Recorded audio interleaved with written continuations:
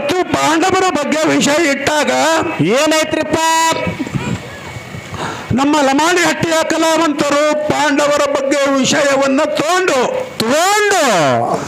ಕುರುಕುಲದ ವಂಶಾವಳಿಯನ್ನ ಶಂತು ಮಹಾರಾಜನನ್ನ ಭೀಷ್ಮನವರಿಗೆ ತಂದು ಇಟ್ಟಾರ ಚಿತ್ರವೀರ್ಯ ವಿಚಿತ್ರವೀರ್ಯ ಆ ಇಬ್ಬರು ಅಕಾಲಿಕ ಮರಣ ಹೊಂದಿದಾಗ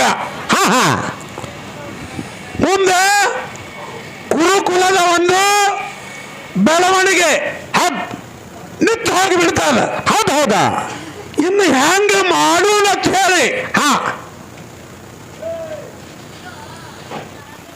ಆ ಹಿರಿಯರು ವಿಚಾರ ಮಾಡಿ ವೇದವ್ಯಾಸ ಋಷಿಗಳಿಗೆ ಆಗಮನ ಮಾಡಿಕೊಂಡ್ರು. ಹೌದ್ರಪ್ಪ.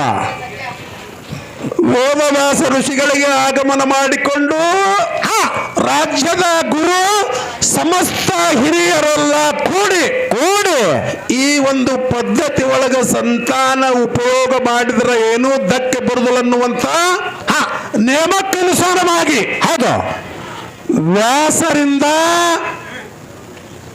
ಸಂತಾನವನ್ನು ಪಡೆದ್ರವರು. ವ್ಯಾಸರಿಂದ ಸಂತಾನವನ್ನು ಪಡೆದು ಅಂಬಾಲಿಕೆ. ಭೀಷ್ಮ ಕಾಶಿರಾಜನ ಸ್ವಯಂವರದೊಳಗೆ ಅವರನ್ನ ಗೆದ್ದ ತಂದು ವಿಚಿತ್ರವೀರಗ ಲಗ್ನ ಮಾಡಿದ್ದ. ಅವರು ಮಕ್ಕಳಾಗಲಾರ್ದೆ ಇಬ್ರು ಸತ್ತು ಹೋದ್ರು. ಇನ್ನು ಹೆಂಗ ಮಾಡೋಣ ಅಂದ ಬಳಿಕ ರಾಜ್ಯದ ಒಂದು ರಾಜ್ಯ ಮುದ್ರೆಯ ಕಾನೂನಿನ ಪ್ರಕಾರ ಅವರನ್ನ ವೇದವ್ಯಾಸರಿಂದ ಸಂತಾನ ಪಡ್ಕೊಂಡ್ರು. ಧೃತರಾಷ್ಟ್ರ ಮತ್ತು ಪಾಂಡುರಾಜ ಹುಟ್ಟದ. ಕಾಶಿಯ ಹೊಟ್ಟಿನ ವಿದುರ ಹುಟ್ಟದ. ಹುಟ್ಟಿ ಮುಂದ ಅವರು ಧೃತರಾಷ್ಟ್ರ ಕುರುಡಿದ್ದ. ಪಾಂಡುರಾಜ ಅವ ಪಾಂಡುರೋಗವನ್ನು ಪಡ್ಕೊಂಡು ಅಣ್ಣನಿಗೆ ಗಾದಿ ಮೇಲೆ ಕುಂಡ್ರಿಸಿ ರಾಜ್ಯಭಾರ ಮಾಡ್ತಿದ್ದ. ಮುಂದೆ ಏನಾಯ್ತ್ರಪ್ಪ? ನಿಮಗೆಲ್ಲ ಅದು ಕಥೆ ಗೊತ್ತದ. 101 ಮಂದಿ ಕಬರಬರು ಹೆಂಗ್ ಹುಟ್ಟಿದ್ರು ಮತ್ತು ಕರ್ಣನ ಹಿಡಿದು ಮದುವೆಯ ಪೂರ್ವಕ್ಕಿಂತ ಮೊದಲ ಕುಂತಿ ಕರ್ಣನನ್ನ ಹಡೆದಿದ್ದಳು.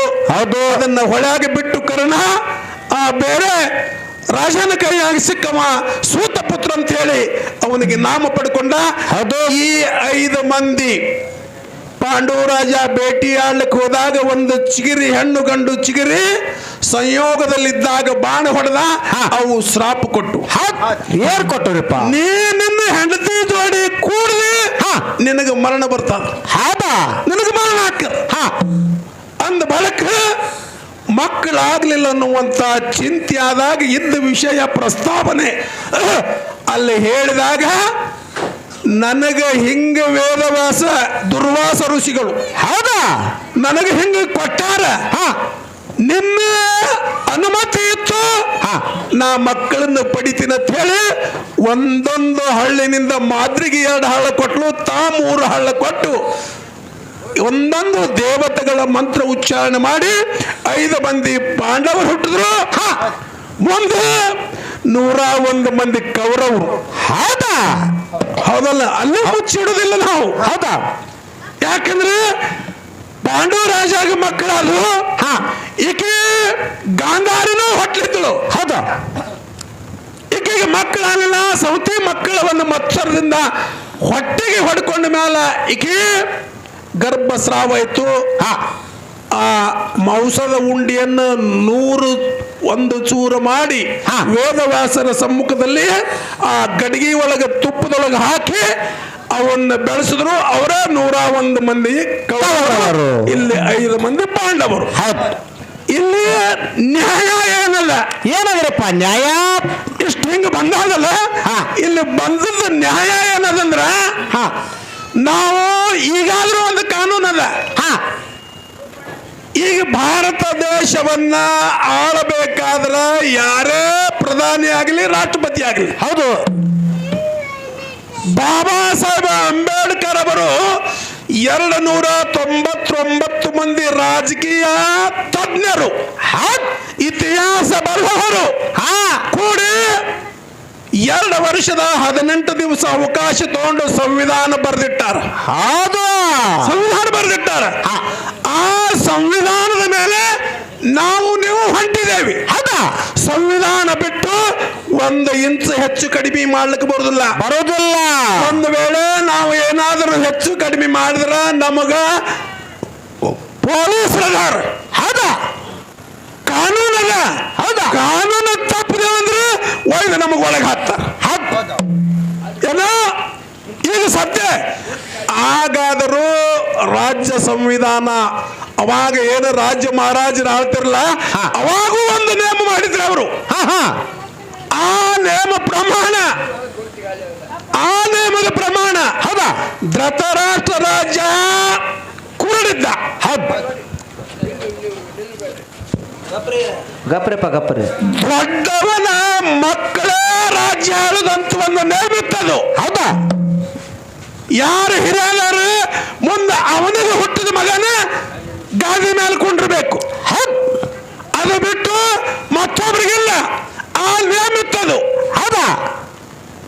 ಧೃತರಾಷ್ಟ್ರನ ಮಗ ದುರ್ಯೋಧನ ದೊಡ್ಡವ, ಅವನ ಸಿಂಹಾಸನಕ್ಕೆ ಮಾಲಕ, ಅವನ ಸಿಂಹಾಸನ ಮೇಲೆ ಕುಂಡ್ರಿಸ್ಬೇಕಂತೇಳಿ ಕಾನೂನಿತ್ತದು. ಹೌದಾ? ಆದರೂ ಇವರು ಪಾಂಡವರು ಕೃಷ್ಣನ ಸಹಮತ ತಗೊಂಡು ಧರ್ಮರಾಜಾಗ ಪಟ್ಟು ಕಟ್ಟಬೇಕು, ಧರ್ಮರಾಜನನ್ನ ರಾಜ ಮಾಡಬೇಕು. ಇವ್ರ ತಲೆ ಒಳಗ ಧರ್ಮರಾಜನಿಗೆ ಸಿಂಹಾಸನ ಏರಿಸ್ಬೇಕಂತ ಇವ್ರ ತಲೆಯಾಗ. ಆದರೂ ದುರ್ಯೋಧನ ಇಲ್ಲ. ಹಂಗೆಲ್ಲದು ಕಾನೂನು ಏನದ ಹಂಗ ಮಾಡ್ರಿ, ಹಂಗ ಇರೋದು ಇಲ್ಲ. ಇದು ಹಂಗ ಮಾಡುದಿಲ್ಲ ಅಂದ ಬಳಿಕ ಜಗಳ ಹತ್ತು. ಮೊದಲೇ ದುರ್ಯೋಧನ ಹಠವಾದಿ, ಹಿಡಿದದ್ದು ಬಿಡವಲ್ಲವ. ಅಂತ ಹಠವಾದಿ ಮನುಷ್ಯ ಅವ ಹೇಳ್ದ, ನೀವು ಏನು ಸಂಬಂಧ ಇಲ್ಲ ನಮಗ, ಯಾಕಿದು ಮಾಡ್ಲಿಕತ್ತೀರಿ? ನಿಮ್ಮ ಆಸ್ತಿ ಕೊಡುದಿಲ್ಲ ನಿಮಗೆ ಗಾದಿ ಬಿಡ್ರಿ, ನಿಮ್ಮ ಆಸ್ತಿ ಸಹಿತ ಹಂಚಿ ಕೊಡುದಿಲ್ಲ ಅಂತ ಹೇಳಿ ಜಗಳಕ್ಕೆ ಬಿದ್ದ. ಅದಕ್ಕೆ ನೀವು ಕಾನೂನು ಪ್ರಕಾರ ಸಿಂಹಾಸನದ ಮೇಲೆ 5 ಗಂಟೆವರೆಗೂ ನಿಮ್ಮ ಉತ್ತಾರಿ ತಗೊಂಡು ಬಂದು ಕೂತ್ರ ನಂದೇನು ಅಡ್ಡಿ ಇಲ್ಲ. ದಾಡಗ ಮಾಡಿಕೊಂಡ್ರಿ. ರಾಜ್ಯ ಕಾನೂನು ಇದ್ದಿತ್ತಿಲ್ಲ. ಅದು ಇದ್ದಿತ್ತಿಲ್ಲ ಅಂದ್ರೆ ನೀವು ಬಳ್ಳಾಂಡು ಹೊಡ್ರಿ. ಇತ್ರಿ ರಾಜ ಕಾನೂನು, ಅದಕ್ಕೆ ಮನ್ನಾಳಿ ನಾವು ಕೊಡ್ಬೇಕು, ನೀವು ಕೊಡ್ಬೇಕಂದ್ರೆ ಸೀದಾ ನೀವೇನೋ ಸಿಂಹಾಸನದ ಸಮಯ ಬರಬೇಡ್ರಿ. ದುರ್ಯೋಧನ ಯುವರಾಜ, ಅವನ ಸಾಮಂತರಾಗಿ ಬದುಕು ಮಾಡಬೇಕು. ನೀವು ಅವನ ಸಾಮಂತರಾಗಿ ಕೆಲಸ ಮಾಡಿದ್ರೆ ಕೆಲಸ ಮಾಡ್ಕೋತ ಹೋರಿ, ನಿಮಗೆ ಬೇಡದ್ದು ಸಿಗುತ್ತ.